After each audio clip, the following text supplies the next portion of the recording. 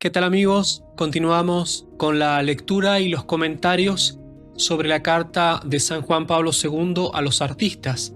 En esta ocasión vamos a tratar de un apelativo que usa el Santo Padre para referirse a los artistas. Les llama geniales constructores de belleza.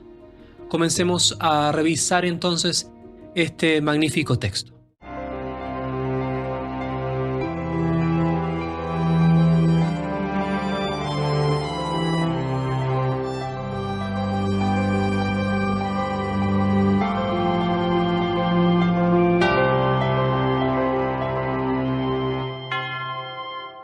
En el segundo párrafo del epígrafe primero de la carta de San Juan Pablo II a los artistas, nos recuerda el rol del fecundo diálogo que la Iglesia ha sostenido con el mundo del arte y los artistas por casi 2000 años, es decir, durante toda su historia.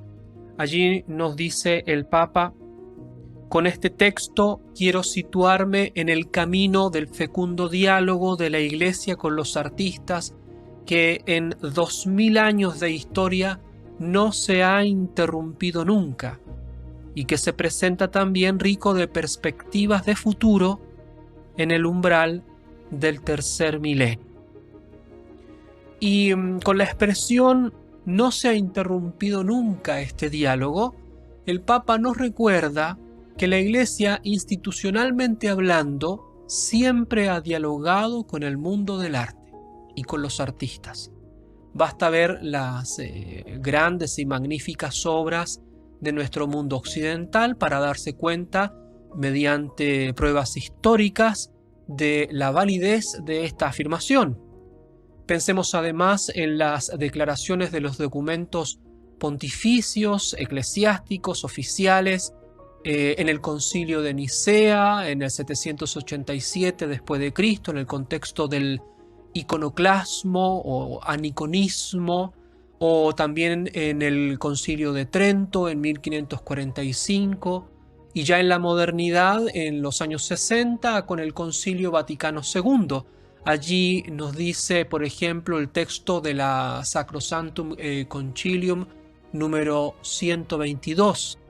Entre las actividades más nobles del ingenio humano se cuentan con razón las bellas artes, principalmente el arte religioso y su cumbre, que es el arte sacro.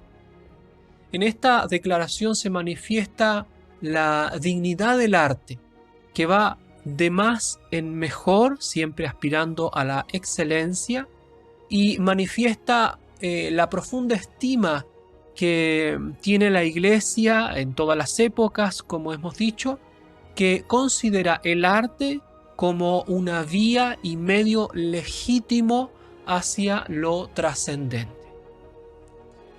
Por una parte, ha sido el mundo del arte, no en su totalidad evidentemente, sino aquel fundado en el ateísmo constructivo de la sociedad radicalmente laica, aquel que poco a poco, sistemáticamente, se alienó, se separó rabiosamente, no solamente de la Iglesia y del diálogo con el mundo religioso, sino de cualquier tipo de trascendencia, y de la misma sociedad humana y de sus individuos. Las características del ateísmo del arte moderno no es solo hablar en contra de las cosas del espíritu, la religiosidad, o hoy en día, por ejemplo, imponer el sacrilegio como manifestación novedosa, original de la libertad radical, sino su característica más propia es la separación de todo tipo de trascendencia y encierro en la inmanencia. Esta palabra última se compone de in, que significa en el interior o hacia el interior, por eso otras veces hemos hablado de replegarse hacia adentro, volverse hacia adentro, y el verbo manere, inmanencia, que significa permanecer, quedarse en. Querer quedarse en. Es un acto voluntario. Por lo que nos referimos a toda expresión cultural, humana, del pensamiento, de las ciencias, etcétera, que permanece en la cosa para quedarse en ella o en la persona, entonces se vuelve relativismo y subjetivismo, de manera necesaria y continua. Es el principio de inmanencia. Por eso es que la obra de arte, la actual, la que se produce de acuerdo a estos principios y parados sobre, llamémoslo así más generalmente, la posmodernidad o cultura de la muerte, es un ser clausurado desde adentro. La obra misma, el artista mismo ha cerrado su mundo para quedarse en él, in manere, ¿no? Que entonces esta obra no indica o significa, no apunta hacia nada más que sí misma. La obra se convierte entonces en alabanza, loda al egocentrismo, a la vanidad, al orgullo, comienza a ser un vehículo de la ideología anticultural. Por eso las obras de arte actuales, por una parte, son herméticas. Veamos esta expresión que generalmente usa la gente de no entender nada, no poderse aproximar a ella. Son herméticas. Nadie entiende nada, ni nos pone en contacto entonces con la belleza, ni con ninguno de los trascendentales, con la verdad y con el bien, por ejemplo.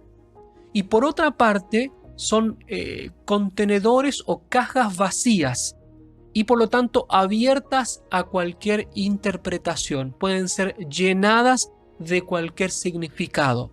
En definitiva, son llenas de nada y de la nada. Por eso son instrumentos y terminan siendo así siempre, y los artistas con ellos, en instrumentos políticos, hoy en día especialmente, de propaganda de la ideología de turno. El artista entonces, en vez de ser genial constructor de belleza, como les llama el Papa Santo en esta carta, es un ser enajenado, hermético, confuso, lleno de manías, vanidades, egocentrismo, buscando siempre, y de algún modo denota su actitud infantil, el aprecio del otro. Hoy día sería el like o el me gusta, la aprobación. Cree entonces que todo el mundo está obligado a escuchar y entender su lenguaje de Babel, como llamaba el Papa Pablo VI, movido entonces por la ideología del arte oficial posmoderno o de deconstrucción o de la cultura de la muerte. Por otra parte, en esta dificultad del diálogo, también se ha deteriorado esta conversación fecunda de parte de algunos ministros y laicos en la iglesia misma, que quieren armonizar los principios de la fe y el arte entre criterios y condiciones que son irreconciliables. El diálogo entonces del que se habla aquí en esta carta no es como el falso ecumenismo o el diálogo interreligioso, que se ha convertido en realidad en apostasía de la fe católica, movida por una falsa empatía y puro sentimentalismo buenista. De este modo, entonces, han entrado corrientes de pensamiento, obras, personas que llevan adelante el proyecto luciferino que atenta desde el interior contra la sacralidad de la Iglesia, cuerpo místico de Cristo. Esto lo vemos, por ejemplo, en la proliferación de templos horribles, vacíos de contenido, imágenes, o en las artes visuales que niegan la encarnación mediante la abstracción o el expresionismo o el arte conceptual o el irracional emotivo, etc. y también en la música melosa, puro ritmo de pulsión visceral, sensiblería, jueguito de dinámicas infantiles, etc. Esto entonces no es diálogo, sino que es sumisión a la deconstrucción que ha idiotizado todos los ámbitos de la cultura, provocando una separación entre la fe y la vida cotidiana, y en definitiva ha hecho de la religión una práctica de frikis, de personas extrañas, llenas de manías y obsesiones, de viejecillas obsesivas o de adultos infantiles. El Papa San Juan Pablo II Magno nos invita a un diálogo real, es decir, desde la verdad, constructivo, entre adultos humildes y prudentes, agudos en el pensamiento, críticos, y no entre soberbios ideólogos, sea que vengan del mundo del arte o sea que vengan del ámbito eclesial.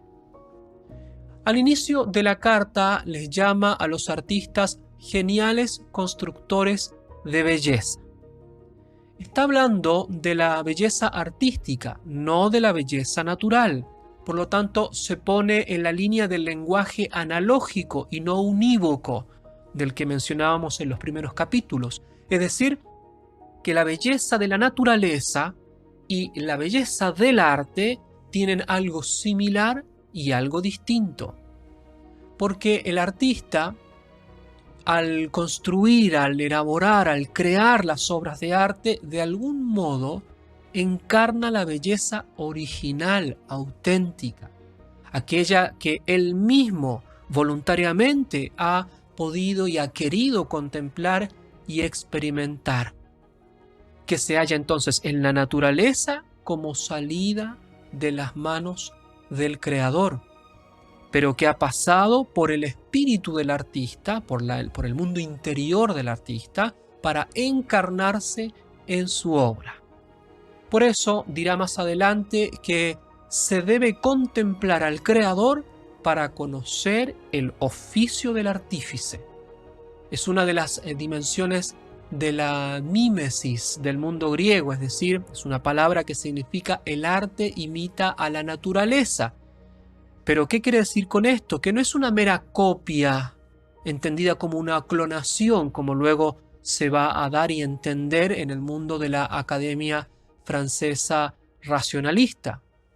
Los artesanos griegos, o demiurgoi, como se decían ahí en ese mundo cultural, debían fijarse o atender el obrar del demiurgo, es decir, aquel que es encargado de la creación en la cultura griega, que contemplando las ideas subsistentes en el mundo de las ideas, en el nous, las plasmaba en la realidad, dando origen al cosmos, al universo ordenado por relaciones, jerarquías, clasificación, a lo que le llamamos proporción, armonía, etc.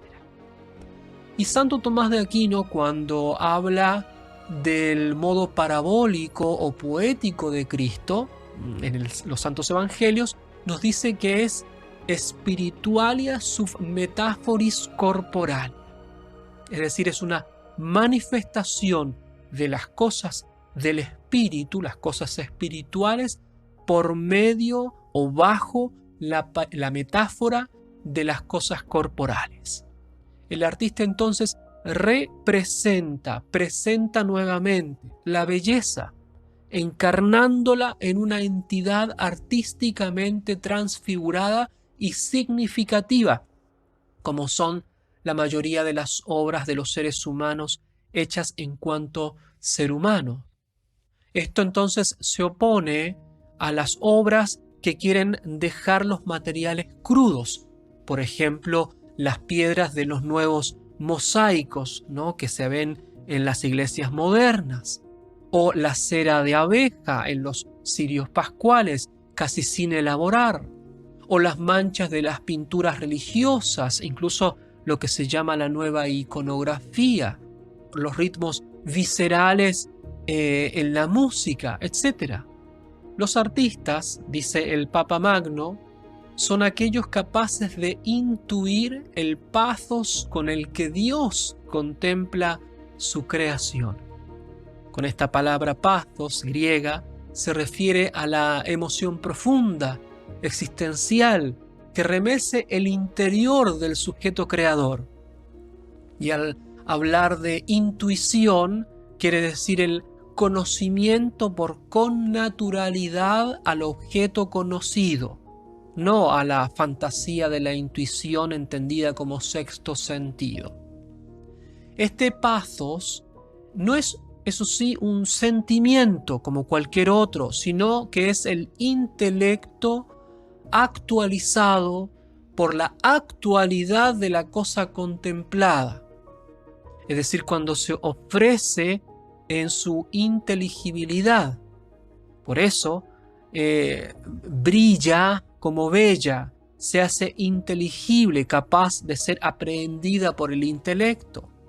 Y por eso produce un eco en todo el mundo interior del artista.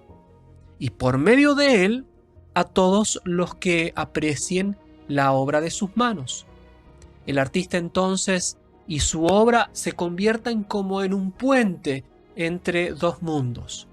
El arte se relaciona con el ser humano entonces de modo integral, es decir, que se relaciona con la parte intelectual y emotiva del artista y del espectador. El padre Cornelio Fabro, eminente filósofo, dice, por ejemplo, que la música, sobre todo cuando se aplica a la palabra y se convierte en canción, tiende a invadir toda la persona, a agitar las fuerzas más misteriosas y a expresar las pasiones y aspiraciones más profundas. Por eso la intuición artística, aun guardando las diferencias pertinentes, se asemeja a la contemplación mística, que pone en contacto el ámbito del espíritu con la vida concreta. De aquí que el pathos de la creación es siempre arrebatador para el artista y para el espectador, si ambos cumplen de modo excelente su rol, uno creando y otro apreciando integralmente la obra. La noción opuesta a pathos es la apatía o apatía, es decir, impasibilidad voluntaria o la prevención del ánimo para no ser influenciado por un estímulo externo. Esta posición estoica es antihumana, es un ascetismo del espíritu falso porque no es ni cristiano ni católico.